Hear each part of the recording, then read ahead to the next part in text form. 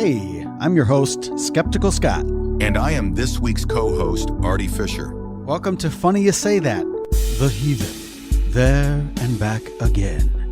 If you've ever rethought what you were taught and said, you know what, I don't think so, then this show's for you. Please join us as we drop the supernatural, embrace the rational, and believe in as many true things as possible. Hey, Scott, what's the title of our show today? A Good Friday for Stinky Feet. At this point in this questimony, we are almost at the pivot point where I called bullshit, at least internally. But wait, not so fast. Have you ever fasted? I'm sure many of us have had to maybe fast before a medical appointment to have an accurate blood draw, but have you ever fasted for the Lord for at least 24 hours? More on that coming up. My wife and I at this point had been attending a church for a few years. Well, actually, more than attending. I participated in a new church choir with many other adults. I got the chance to sing a whole song solo, backed up by harmony. Open up your eyes, open up your mouth. When I finished, the pastor later said, "Wow, Scott, that was great. You're not just going to be a one-hit wonder, right?" Well, I guess he predicted it. Come on now, come on now. The devil is a liar. He ain't a My wife and I also occasionally served in the nursery. Why? Well, we know what it's like to get a break from our crying baby so we could be fully rested. I mean, fully engaged in the service. It made sense we should take a turn. Shout out to anyone who works in the nursery, especially when it's a big service like Easter or Christmas, or the service goes overtime. Later, I joined the stage not as a singer, but as an actor. I was one of a few adults who would put on a show for elementary kids. We called ourselves Square One, and we'd first lead kids in some goofy songs and dances about Jesus being a superhero and the like. much. Jesus is a superhero. Yeah, I can feel. We also memorized our lines, built the stage, brought in props, and dressed up to perform mini plays. The skits were already pre-approved, as it came from a company who created the approved canned skits, so it would fall in line with the vision of the church. It was made for kids, though occasionally would throw in innocent jokes or themes that the parents would get. It was kind of fun. I participated for a couple years, enough to see how the sausage is made, and I recognized the themes we were teaching the kids. So, were we brainwashing them? I wouldn't have thought that back then. But isn't that how brainwashing works sometimes? It seems innocent. There's music, food, and it's all dressed up to be family friendly. In some ways, all the bells and whistles, printed out name tags for the kids at check-in, lights and magic serve as a distraction. Like, what's the actual message we're supposed to believe right now? It can't be anything poisonous because, well, look at all these kids that are having a good time. Don't actually think about it. We're having fun, right? Here's some candy. Service is over. Parents, does your code match the code on your kids' name tags? All right, here are your kids. Now let's head over to Bob Evans for some brunch. I became very active in men's groups. This meant meeting on Wednesday nights to talk about guy stuff. Maybe watch a guy movie. Perhaps even go shooting some guns. You know, guy stuff. Well, one night, we all watched The Passion of the Christ. And if you've seen it, you know director Mel Gibson made sure we could all feel the pain and see the gore that Jesus endured because he sacrificed himself to himself, and it somehow pays for all of us. except for those who doubt the story in the first place or the fantastical details. Anyway, we actually had to call an ambulance that night because one of the older men who had never seen the movie had a medical emergency during the gory scenes. Heart attack? I'm not sure, but they stopped the movie to get him medical attention. One Good Friday, we met really early in the morning to remind ourselves to be really, really sad. Come to the church before your workday starts, men. It's time for us to be sad. Come on now. Let us remember that some guy died on a cross 2,000 years ago. Shed some tears. I know you never knew that guy. And you know what? I'm being a little disrespectful. He's not just some guy, right? I mean, he's Jesus, the Son of God. You need to feel sorrow. Don't smile. We need to remember a guy we never met and be sad. I don't think you're getting this. So here, form 2 lines, men. See this large wooden cross? We're going to remember Jesus today before you head off to work. Okay, each of you, grab a nail. Yep, grab a nail, because it's time for you to nail the cross. Just like they nailed Jesus' hands and feet. We want you to feel it and remember it. Good job. That's right. Good job. Feel sad. Okay, now head off to work. If you didn't grow up with a ritual like that, wouldn't this all seem a little strange? At least we're not actually crucifying someone as we reenact it, right? Well, believe it or not, in the Philippines, north of Manila and San Fernando, some Catholic devotees every year actually do nail people to the cross on Good Friday, quote, as a form of penance and devotion, unquote. Villagers dress themselves up as Roman centurions and hammer 4-inch stainless steel nails through the palms of volunteers, and then they have them hang under the brutal sun for at least a few minutes. But don't worry, they don't spear the volunteers in the side or anything. After all, one of the village leaders said that since they started doing this in the 1950s, quote, the nails are soaked in alcohol for as long as a year and then sprinkled with holy water before they use them. Now, in case you think this is like just some weird out there village or something, this is actually done with as many as 30,000 people there to witness it all. But again, don't worry. There's always an ambulance close by in case one of those nailed to the cross has a medical emergency or one of the crowd faints, because apparently it gets pretty hot. Some of them I don't even know how you say this.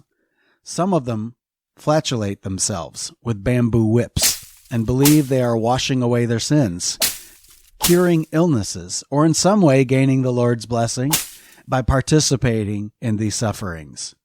Red Cross officials have tried encouraging other forms of penance, like, actually donating blood instead of risking health problems such as infection, heat stroke, blood loss, or even death from the beatings or crucifixions.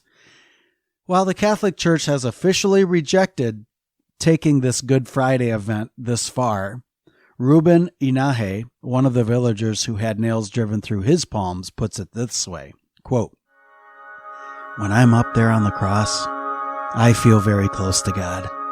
We grew up with this tradition, and nothing can stop us. You may scoff at this actual story of these citizens in the Philippines, but is it that surprising?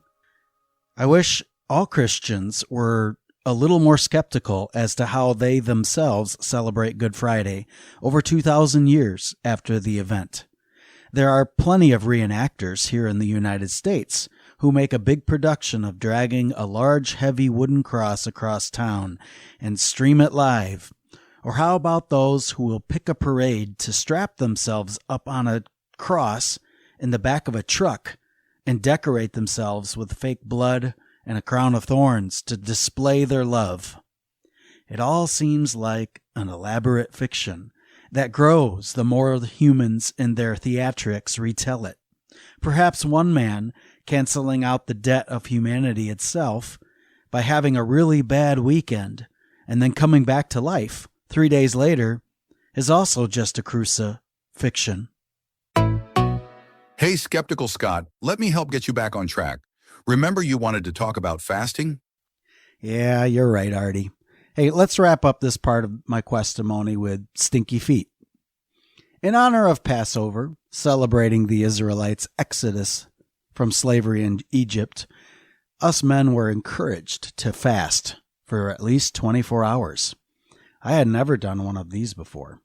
The final several hours of our fast would include staying up all night at the church, singing praises, hearing messages, and ending with the sunrise. It certainly taught me how much we are on autopilot when it comes to our eating, but I was successful in completing the 24 hours. One of our final activities as men was to hear the story about Jesus washing the feet of his disciples, even though, according to the story, Jesus already knew who was going to betray him. When he had finished, Jesus is said to have said in John chapter 13, verses 14 through 16, Now that I, your Lord and teacher, have washed your feet, you also should wash one another's feet. I have set you an example that you should do as I have done for you. Very truly I tell you, no servant is greater than his master, nor is a messenger greater than the one who sent him.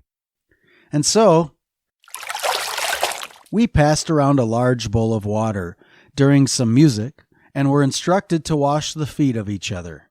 We took off our shoes and socks. Stinky feet. Men were picking the lint out of their toenails. I was one of the last men. The man to my right dipped a rag into the bowl and proceeded to wash my feet. I understood the lesson, but I was really not comfortable with this. Some stranger touching my feet like that. But hey, I had gone this far in the fasting and the exercise. It would be weird to bail out now. And it was now my turn to wash the feet of the man to my left. Again, stinky feet. And this all seemed very weird. Not to mention, by the time the water had gotten to us, I really don't suspect the foggy water with pieces of lint was very clean at this point. Whose idea was this? When this was finished, the sun still had not come up. We had maybe 90 minutes left in the 24-hour fast. The men's event had completed earlier than they had expected, so we were dismissed, and a bunch of men decided to head straight to a restaurant to have breakfast since the event was complete. And I remember thinking, hey, we're only at 23 hours. Shouldn't we actually complete the 24? I headed home and I immediately fell asleep. We think it's real important to question what you know. But before you leave the podcast, it's the skeptic of the show. Author and Professor James M. Kaufman was born in Hannibal, Missouri in 1940, the same town as where the satirical Samuel Clemens grew up.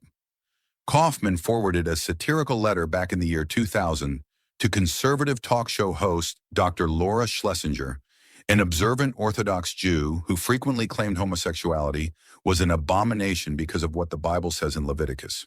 Here is the letter. Dear Dr. Laura, thank you for doing so much to educate people regarding God's law. I have learned a great deal from your show, and I try to share that knowledge with as many people as I can. When someone tries to defend the homosexual lifestyle, for example, I simply remind them that Leviticus 18:22 clearly states it to be an abomination. End of debate. I do need some advice from you, however, regarding some of the elements of God's laws and how to follow them. 1. Leviticus 25:44 states that I may possess slaves, both male and female, provided they are purchased from neighboring nations. A friend of mine claims that this applies to Mexicans but not Canadians. Can you clarify? Why can't I own a Canadian? 2. I would like to sell my daughter into slavery, as sanctioned in Exodus 21:7. In this day and age, what do you think would be a fair price for her? 3. I know that I am allowed no contact with a woman while she is in her period of menstrual uncleanliness, according to Leviticus 15:19 through 24. The problem is, how do I tell? I mean, I've tried asking, but most women take offense. 4. When I burn a bull on the altar as a sacrifice, I know it creates a pleasing odor for the Lord. Leviticus 1:9. The problem is my neighbors. They claim the odor is not pleasing to them. Should I smite them? 5. I have a neighbor who insists on working on the Sabbath. Exodus 35:2 clearly states he should be put to death. Am I morally obligated to kill him myself, or should I ask the police to do it? 6. A friend of mine feels that even though eating shellfish is an abomination, also in Leviticus 11:10, it is a lesser abomination than homosexuality. I don't agree. Can you settle this? Are there degrees of abomination? 7. Leviticus 21:20 states that I may not approach the altar of God if I have a defect in my sight. I have to admit that I wear reading glasses. Does my vision have to be 20/20, or is there some wiggle room here? 8. Most of my male friends get their hair trimmed, including the hair around their temples, even though this is expressly forbidden by Leviticus 19:27. How should they dye? 9. I know from Leviticus 11:6 through 8 that touching the skin of a dead pig makes me unclean. But may I still play football if I wear gloves? 10. My uncle has a farm. He violates Leviticus 19:19 by planting 2 different crops in the same field, as does his wife by wearing garments made of 2 different kinds of thread, a cotton and polyester blend. He also tends to curse and blaspheme a lot. Is it really necessary that we go to all the trouble of getting the whole town together to stone them? Leviticus 24:10 through 16. Couldn't we just burn them to death as a private family affair like we do with people who sleep with their in-laws? Leviticus 20:14. I know you have studied these things extensively and thus enjoy considerable expertise in such matters, so I'm confident you can help. Thank you again for reminding us that God's Word is eternal and unchanging. Your adoring fan, a U.S. resident. P.S. It would be a damn shame if we could not own a Canadian. The letter by a U.S. resident was never meant to be a public letter, but it spread like wildfire in the early days of the Internet. While an opponent of Dr. Laura's views, James Kaufman insisted he did not author the letter, yet it quickly became attributed to him. For 20 years, he had an onslaught of hateful letters, postcards, and emails sent his way by many anti-LGBTQ Christians. You know the saying, there's no hate like Christian love. Some messages were threats, but through it all, Kaufman never lost his sense of humor. He celebrated the correspondents who reacted with open-mindedness, support, and kindness. He includes many of those received messages in his quick read, Cyber Abuse, The Dr. Laura Letter, a book he published in 2020. James Kaufman died September of last year, a special education advocate for kids over many decades. Mr. Kaufman, thank you for being a voice for the LGBTQ plus community back when gay marriage was still many years away from being legalized. I've witnessed how people defend all sorts of irrational beliefs or outright terrible behavior when they point to a holy book written mostly by anonymous, unverified men over a period of almost 2,000 years, and then 2,000 years later, people still try to decipher what the message written thousands of years ago has for them right now today. I just don't get it. It's why I say drop the supernatural, embrace the rational. Otherwise, you may end up believing televangelist Paula White, who is somehow the spiritual advisor for our current president and the newly created White House Faith Office. If you disagree and think she's credible and that there's no problem mixing religion and government, well, You still have until Easter Sunday to act now on her challenge for Passover. Starting on April 12th at sundown through Good Friday on the 18th and concluding on Easter Sunday, you can receive these 7 supernatural blessings for you and your house. According to Exodus 23, God will assign an angel to you. He'll be an enemy to your enemies. He'll give you prosperity. He'll take sickness away from you. He will give you long life.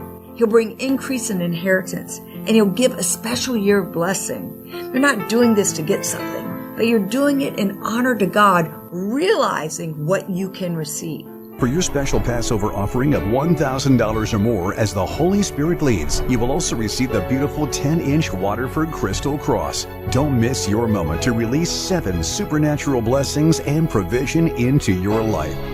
Hey, don't miss out on that 10-inch Waterford Crystal Cross. I wonder what Jesus would think about all this. Is this your moment to release the 7 supernatural blessings and provision on your life? By giving $1,000? Can we agree that it's a good thing Jesus wasn't killed by guillotine? Otherwise, we might be buying a Waterford Crystal guillotine. And man, that would make it really difficult to participate on Good Friday each year for those villagers we heard about earlier.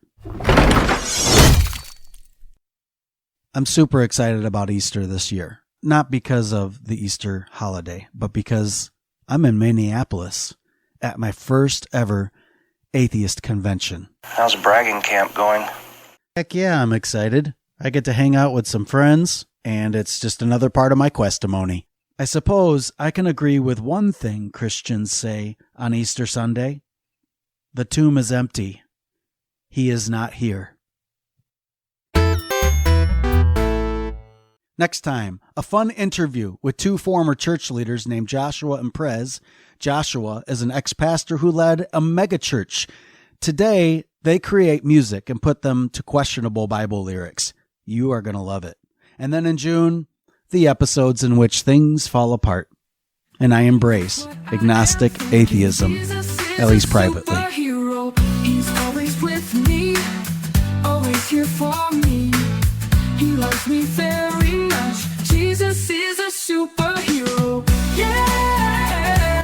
Thanks for listening to some stories at Funny to Say That. You can find all of our episodes, show notes, and social media channels at skepticalscott.com. Our intro music was created by my friend Jimmy Delves, and the other music or sound effects were provided by this week's co-host, Artie Fisher. Have some feedback or a question? Interested in being a guest on our show? Or you just want to share a part of your personal questimony? Email us at heyskepticalscott@gmail.com. Yep, and you know what I'm going to say. Drop the supernatural. Embrace the rational. Believe in as many true things as possible. Otherwise, you may end up believing in something that is even more artificial than me. See you every first and third Friday. May skeptical thoughts be with you. And also with you. Cheers. He's my superhero.